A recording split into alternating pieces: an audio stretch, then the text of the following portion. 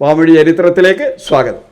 നാട്ടുംപുറത്തെ സാധാരണഗതിയിൽ കേരളത്തിലെ പഴയ നാട്ടുംപുറങ്ങളിൽ ഇന്നൊക്കെ മാറിപ്പോയി. ഇന്ന് കേരളമാകെ തന്നെ ഒരു മഹാനഗരമായി മാറിക്കൊണ്ടിരിക്കുന്ന കാലമാണ്.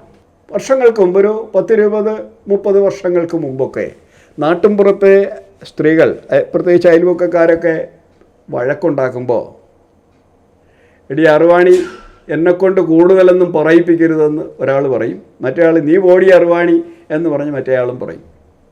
അപ്പോൾ ഈ അറുവാണി എന്ന് കേൾക്കുമ്പോൾ നമുക്ക് ഈ പറഞ്ഞ പോലെ ഒരു അർത്ഥ തെറി പദം ആയിട്ടാണിത് കാണുക.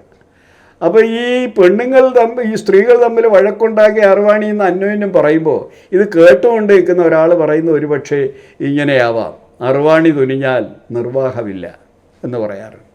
വേറെ ചിലർ പറയാറുണ്ട്, അത് കൊല്ലത്തൊക്കെയാണെങ്കിൽ പറയും അറുവാണി തുനിഞ്ഞാൽ അറ്റമില്ല എന്ന് പറയും. അപ്പോൾ ഇവർ ഇങ്ങനെയുള്ള, അതായത് എന്തിനും പോകുന്ന രണ്ട് സ്ത്രീകൾ തമ്മിൽ വഴക്ക് കൂടിയാൽ ഇത് അവസാനിപ്പിക്കാൻ കഴിയില്ല എന്ന് അവർ സ്വയം പിന്മാറുന്നത് ഇവർ തുടരുമെന്നാണ് അതിൻ്റെ ധ്വനി. അപ്പോൾ ഇവിടെ അറുവാണി എന്നുള്ള വാക്കിന് ഒരർത്ഥ തെറി, അതായത് ഒരു പകുതി തെറി എന്നുള്ള അർത്ഥത്തിലാണ് ഇതിനെ നമ്മൾ കാണുന്നത്. അതായത് എന്തിനും പോന്നവൾ, അറയിലും അമ്പലത്തിലും ആടിയവൾ, ഇതൊക്കെ നാടൻ പ്രയോഗങ്ങളാണ്. അപ്പം അതായത് പൗരുഷമുള്ള സ്ത്രീകൾ, അതായത് സ്ത്രീയുടേതായ നാണമോ ഒന്നുമില്ലാതെ ആണുങ്ങളെപ്പോലെ അടരാടി നിൽക്കുന്നവൾ എന്നൊക്കെയാണ് അതിന് അർത്ഥം കൽപ്പിക്കുന്നത്. അതായത് ഈ പൗരുഷ സ്വഭാവം, പുരുഷൻ്റെ ചട്ടമ്പികളായ പുരുഷന്മാരുടെ സ്വഭാവം കാണിക്കുന്ന സ്ത്രീകൾ എന്നാണ് പൊതുവെ ഇതിന് കൊടുത്തിരിക്കുന്ന അർത്ഥം. എന്നാൽ നിഘണ്ടുക്കളിൽ വേശ്യ എന്നൊരർത്ഥം കൂടി നമ്മൾ കാണുന്നുണ്ട്. എന്തിനും പോകുന്നവൾ എന്നാണ് ഇതിൻ്റെ സാമാന്യ അർത്ഥം. എന്നാൽ ഇത് നേരെ നമ്മൾ തമിഴ്നാട്ടിലേക്ക് പോയാലോ, ഇതിൻ്റെ അർത്ഥം അങ്ങ് മാറും. അവിടെ അറുവാണി എന്ന് പറഞ്ഞാൽ ട്രാൻസ്ജെൻഡർ എന്നാണ്. അവിടെ അമ്പലമുണ്ട് എന്ന് പറഞ്ഞാൽ പലർക്കും നമുക്ക് വിശ്വസിക്കാൻ ബുദ്ധിമുട്ടാണ്. അറുവാണികൾക്ക് അമ്പലമോ? യെസ്, അറുവാണികൾക്ക് അമ്പലമുണ്ട്. വില്ലുപുരം എന്ന് പറയുന്ന ജില്ലയിൽ കൂവാകം എന്ന ഗ്രാമത്തിൽ ഒരമ്പലമുണ്ട്. അതിൻ്റെ പേര് അറുവാണി അമ്പലം എന്നാണ്. അറുവാണികൾ മുഴുവൻ ഒന്നിച്ചുകൂടും. മേടമാസത്തിലെ വെളുത്ത വാവിനാണ് അവിടെ ഉത്സവം. 15 ദിവസം നീണ്ടു നിൽക്കുന്ന ഉത്സവമാണ്. കേരളം ഒഴികെയുള്ള, ഒരുപക്ഷെ നമ്മുടെ മലബാറിലുള്ള ഈ ട്രാൻസ്ജെൻഡേഴ്സ്, ആന്ധ്രയിലുള്ളവർ, തമിഴ്നാട്ടിലുള്ളവർ, കർണാടകത്തിലുള്ളവർ, ഇത്രയും ഈ ഭാഗത്തുള്ള ട്രാൻസ്ജെൻഡേഴ്സ് എല്ലാം ഒത്തുകൂടുന്ന ദിവസമാണ് മേടമാസത്തിലെ വെളുത്തവാവിൽ കൂവാകം എന്ന ഗ്രാമത്തിൽ. അവിടെ ഒരു അറുവാണി അമ്പലമുണ്ട്. ഈ അറുവാണി അമ്പലത്തിൻ്റെ പിന്നിലൊരു കഥ ഉണ്ട്. ആ കഥ കൂടി നമ്മൾ അറിയേണ്ടതുണ്ട്. അതായത് നമ്മൾ ഈ മഹാഭാരതം കഥയിലും മഹാവിഷ്ണുവുമായി ബന്ധപ്പെട്ട കഥയിലുമൊക്കെ അറുവാണി കഥകളുണ്ട്. കാര്യം മഹാവിഷ്ണുവിടെ ഒരു അവതാരം തന്നെ ഒരു അറുവാണിയെ സൂചിപ്പിക്കുന്നതാണ്, മോഹിനി. അതുപോലെ തന്നെയാണ് നമ്മുടെ ഭീഷ്മരെക്കെതിരെ യുദ്ധം ചെയ്യാൻ വരുന്നത് ശിഖണ്ഡി എന്ന് പറയുന്ന ഒരു അറുവാണിയാണ്, ട്രാൻസ്ജെൻഡറാണ്. അതുപോലെ ഒരു അറുവാണി കഥ ഇതിലുണ്ട്. നമ്മുടെ കൂവാകത്തെ ക്ഷേത്രവും അവിടുത്തെ ഉത്സവവുമായി ബന്ധപ്പെട്ട്. ആ അമ്പലത്തിൻ്റെ പേര് ഇരവാൻ അമ്പലമെന്ന്, അറവാൻ അമ്പലം എന്നൊക്കെ പറയും. അപ്പോൾ ഇതിൻ്റെ കഥ ഇതാണ്. അത് മഹാഭാരതവുമായി ബന്ധപ്പെട്ടതാണ്. മഹാഭാരത യുദ്ധം ആരംഭിച്ചു. കൗരവരും പാണ്ഡവരും തമ്മിലുള്ള യുദ്ധം ആരംഭിച്ചു. 16 ദിവസം യുദ്ധം നീണ്ടു നിന്നു. ആരെയും വിജയമോ പരാജയമോ കടാക്ഷിച്ചില്ല. അങ്ങനെ തന്നെ യുദ്ധം നിൽക്കുമ്പോൾ കൃഷ്ണൻ അദ്ദേഹത്തിൻ്റെ ജ്ഞാനദൃഷ്ടി കൊണ്ട് ഒരു കാര്യം കണ്ടെത്തി. ഈ യുദ്ധത്തിൽ പാണ്ഡവർ ജയിക്കണമെങ്കിൽ ഉത്തമനായ ഒരു പുരുഷൻ അടരാടി മരിക്കണം.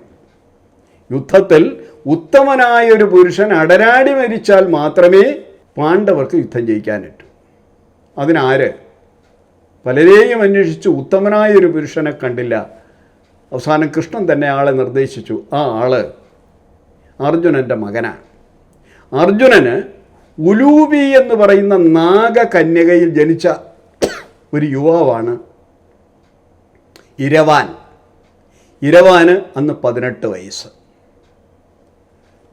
കൗമാരം കഴിഞ്ഞ് യുവത്വത്തിലേക്ക് കാലൂങ്ങി നിൽക്കുന്ന അരോഗദൃഢഗാത്രനായ, എന്തിനും പോകുന്ന, ആരോഗ്യമുള്ള, തടിമുടുക്കുള്ള, തൻ്റെ ഇടമുള്ള ഒരു യുവാവ് ഇരവാൻ. ഇരവാനെ യുദ്ധത്തിന് അയക്കുകയും ആ യുദ്ധത്തിൽ അയാൾ അടരാടി മരിക്കുകയും ചെയ്താൽ മാത്രമേ പഞ്ചപാണ്ഡവർ യുദ്ധത്തിൽ ജയിക്കൂ. നേരെ ഇരവാനെ ചെന്ന് കണ്ടു. ഇരവാൻ പറഞ്ഞു, ഞാൻ യുദ്ധം ചെയ്യാം, കളത്തിൽ ഞാൻ മരിക്കാം, പക്ഷേ ഒരു വ്യവസ്ഥയുണ്ട്, എനിക്ക് വിവാഹസുഖം, വൈവാഹിക സുഖം അനുഭവിക്കണം, അത് കഴിഞ്ഞ് ഞാൻ യുദ്ധത്തിനിറങ്ങും. പ്രശ്നമായി, വലിയ പ്രതിസന്ധിയാണ്. ഈ ഒരു ദിവസം വൈവാഹിക സുഖം അനുഭവിക്കാൻ വേണ്ടി ഇരവാന് ഏത് സ്ത്രീ കല്യാണം കഴിക്കും? ഒരൊറ്റ ദിവസം, ഒരു ദിവസം കഴിഞ്ഞാൽ അവൾ വിധവയായി മാറും. ഒരു രക്ഷയില്ല, ആരും തയ്യാറില്ല, ഒരൊറ്റ സ്ത്രീയും തയ്യാറില്ല ഇരവാനെ ഇരവാൻ സുന്ദരനാണ്, ആരോഗ്യദൃഢഗാത്രനാണ്. പക്ഷേ ഒരു ദിവസം ഭാര്യയായി ഇരിക്കുക എന്ന് പറയുന്നത് ആത്മഹത്യാപരമാണ്. ഒരു സ്ത്രീയും തയ്യാറായില്ല. അവസാനം കൃഷ്ണൻ സ്വയം മോഹിനി രൂപം പൂണ്ടു. കൃഷ്ണൻ തൻ്റെ സ്ത്രീയായി മാറി, ഒരു ട്രാൻസ്ജെൻഡറായി. ഇരവാൻ്റെയോടൊപ്പം ഒരു ദിവസം കഴിഞ്ഞു.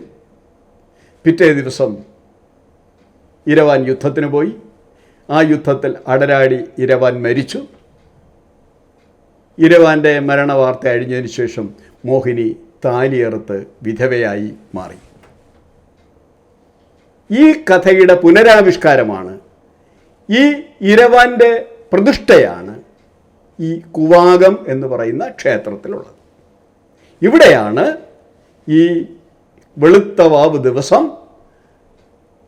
ഈ തെക്കേ ഇന്ത്യയിൽ, ഒരു പക്ഷേ കേരളം ഒഴികെയുള്ള തെക്കേ ഇന്ത്യയിൽ മുഴുവൻ തമിഴ് ഭാഷയിൽ പറഞ്ഞ അറുവാണികളും ഒന്നിച്ച് അവിടെ വച്ച് അവിടെ എത്തുന്ന എല്ലാ ട്രാൻസ്ജെൻഡേഴ്സിനും, അറുവാണികൾക്കും അവിടുത്തെ പൂജാരി താലി കിട്ടും. എല്ലാ സ്ത്രീകൾക്കും സ്ത്രീകൾക്കല്ല, ട്രാൻസ്ജെൻഡേഴ്സിനും താലി കിട്ടും. താലി കെട്ടിയതിന് ശേഷം ആ വെളുക്കുമ്പോൾ അവരവിടെ കഴിയും, ആടിയും പാടിയുമൊക്കെ അവിടെ കഴിയും. പിറ്റേന്ന് രാവിലെ താലി അറുത്തതിന് ശേഷം മാറത്തടിച്ച് നിലവിളിച്ചുകൊണ്ട് അവർ പിരിഞ്ഞു പോവുകയും ചെയ്യും. ഇത് ഒരു ആചാരമെന്നോണം, അനുഷ്ഠാനമെന്നോണം ഇന്നും ഈ കുവാകത്ത് ഇരവാൻ ക്ഷേത്രത്തിൽ നടന്നു വരുന്നു. ഇവിടെ നമ്മൾ കാണേണ്ടുന്നൊരു പ്രത്യേകത, ഇവർ ആ ക്ഷേത്രത്തിലേക്ക് വരുമ്പോൾ നമ്മൾ ട്രാൻസ്ജെൻഡേഴ്സിനെ വളരെ മോശമായിട്ടൊക്കെയാണ് പലരും പരിഹാസരൂപേണ ട്രാൻസ്ജെൻഡർ എന്നൊക്കെ പറയും. പക്ഷേ അവർ പറയുന്നത് തിരുമങ്കൈ എന്നാണ്.